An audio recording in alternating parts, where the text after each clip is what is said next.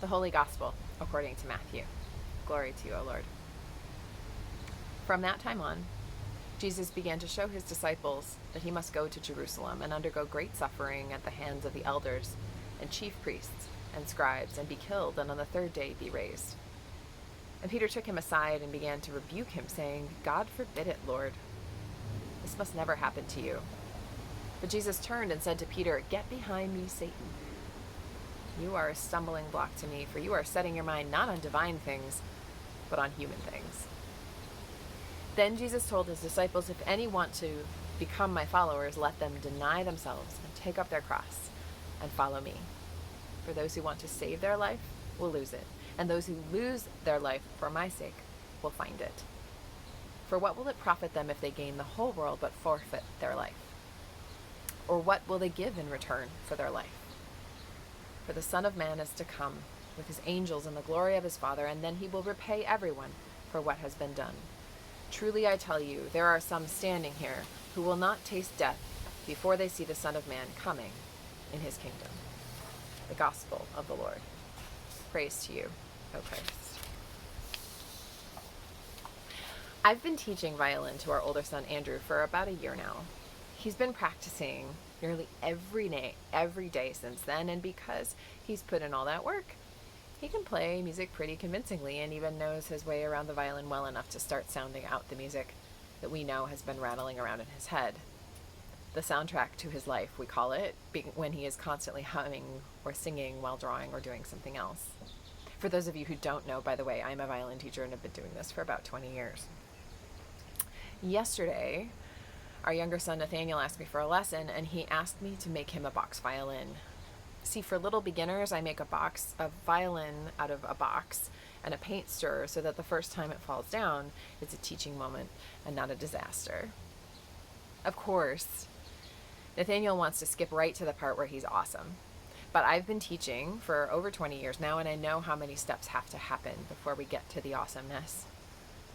I know that there are weeks or months spent practicing on a box before the real violin comes out. I know that at the beginning, many lessons are spent merely learning how to follow directions, how to take the lesson.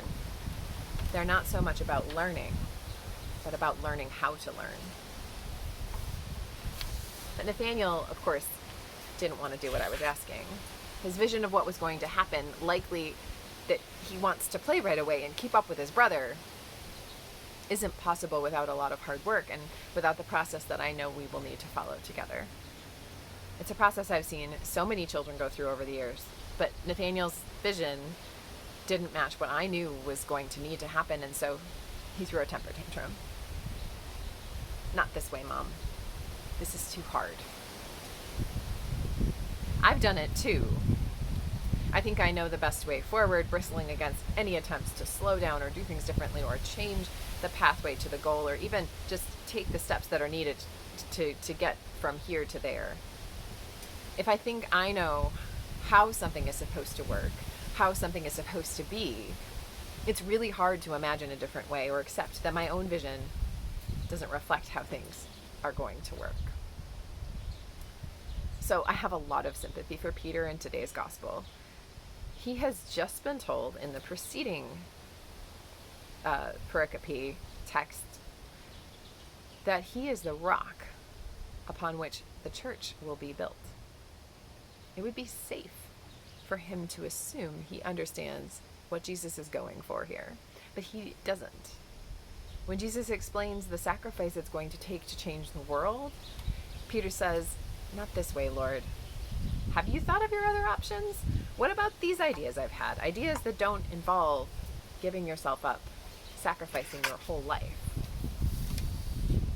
But Jesus knows destruction and dismantling is necessary for the rebuilding to take place, that death is necessary for resurrection. Peter, however, wants to cling to what is comfortable, what he knows. Peter says, Not like this, Lord. This is not what I signed up for. This is too hard. Jesus is having none of it. Get behind me, Satan. You have become a stumbling block for me. Jesus says, instead of following, instead of supporting, like the rock on which the church is built, You've gotten ahead of yourself, Peter. You've forgotten that I know the way forward. You've forgotten that you are my disciple. You've forgotten your discipline. You've let yourself trust the gift instead of the giver. If you cling to the things you have been given, you lose your trust in God and start to trust only in yourself. Jesus gives Peter an invitation. Trust God. Trust Jesus. Don't get ahead of yourself. Let Jesus, the rabbi, the teacher, lead. He knows what he's doing. That's not a platitude. It's a hard road forward, actually. Letting go of the control we thought we had and allowing ourselves to trust the way forward that Jesus gives us is not our natural instinct. Taking on the yoke, running the race set before us rather than the race we'd like to run, that is hard work. And a good teacher will always push their students beyond the boundaries of what they know without pushing them to do the things they are not prepared to do. Imagining a different world, a world in which the poor and the vulnerable would actually be cared for rather than thrown to scraps, a world in which people would not be executed just because someone in power thought they looked suspicious, a world in which charity becomes unnecessary because we make sure people are paid fairly for the work they do.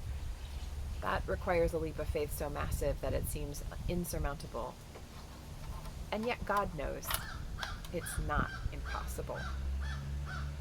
It is so easy to fall into our comfortable rhythms and believe that those rhythms will remain constant. The only constant thing in life is change. We are right now living in an unthinkable world, witnessing change and turmoil that even just a few months ago we really could not have imagined, especially those of us who have lived for so long in the predictability of privilege cushioned against uncertainty. Some of the change we are now witnessing will be permanent, and some of it, like mask wearing and social distancing and refraining from handshakes and hugs, will go when the pandemic subsides, because one day it will. There's a promise here, too, in Jesus' words today. Jesus shows us the way forward. When you unclench your fists, when you breathe through that hot feeling that goes down the back of your neck, when you're frustrated, when you open your eyes to the path right in front of you and accept that it's okay, that it's different from the one you thought you'd be taking, you will find that God still, always, makes a way out of no way. We are called to follow on that path, even though it is hard, even though it's difficult to imagine how it will turn out, even though we don't understand what all the steps are or why we're taking them. But it's okay that we don't know exactly how the journey will go, because God does. And God leads us in love. Amen.